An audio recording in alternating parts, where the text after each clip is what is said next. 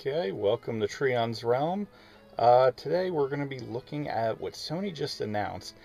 Um, they literally just announced the Sony PlayStation Classic.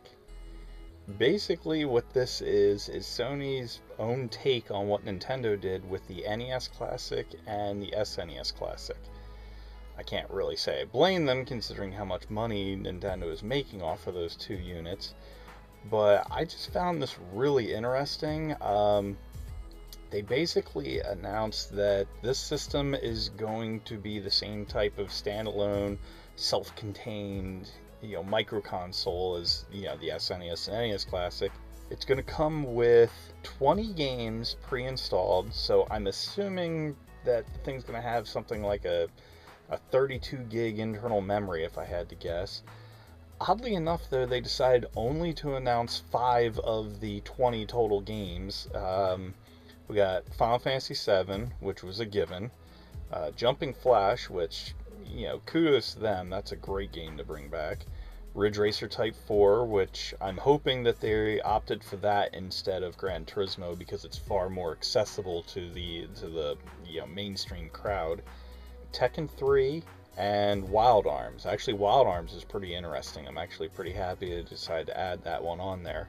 What I'm hoping is that they go bigger with some of the other, the remaining 15 titles. I have a feeling that standbys or defining games for the system, such as Metal Gear Solid, that'll definitely be there.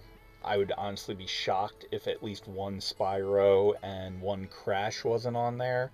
I don't know which one they would choose. Maybe they'll just start with the first game of each respective series. But for me personally, I'm hoping for things like Castlevania Symphony of the Night. That is an absolute must. Silent Hill, I think that one needs to be on there. I'm also going to say stuff like Alundra, Blood Omen, Legacy of Kain. Like, that would be a really sweet title to put on there.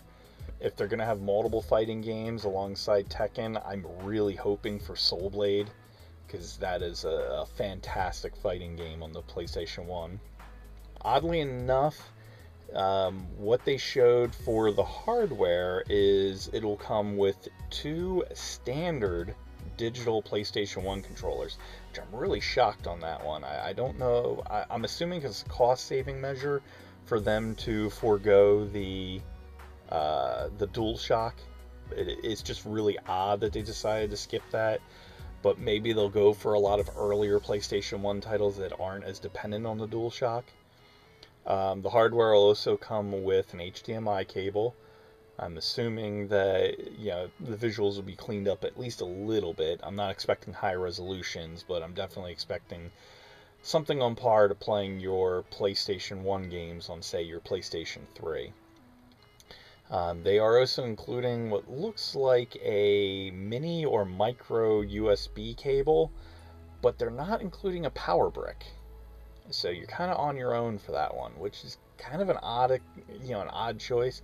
Maybe that'll change for the US market, because I know that that's happened with different consoles in different regions where they will or they won't come with the power brick.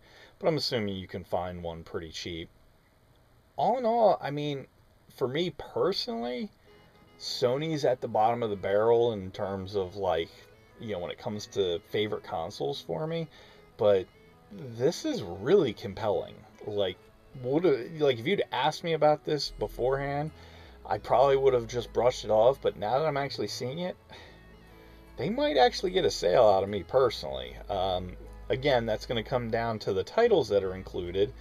I hope they don't cheap out and go with garbage. I'm hoping that we get a lot of, like, the big greatest hits titles. As I said, the ones on my wish list, Symphony of the Night, Silent Hill, like, those will probably pull me in. I mean, maybe they'll even, bust up the collector's market a little bit and put something like Suikoden 2 on there, which I know, like, fans will absolutely lose their shit over. But as it stands right now, I mean, unless they do any major screw up with this is looking like this is going to be a pretty cool little release from Sony, shockingly. I have no doubt that they're going to make a shit ton of money off of this. Okay, talk to you guys later.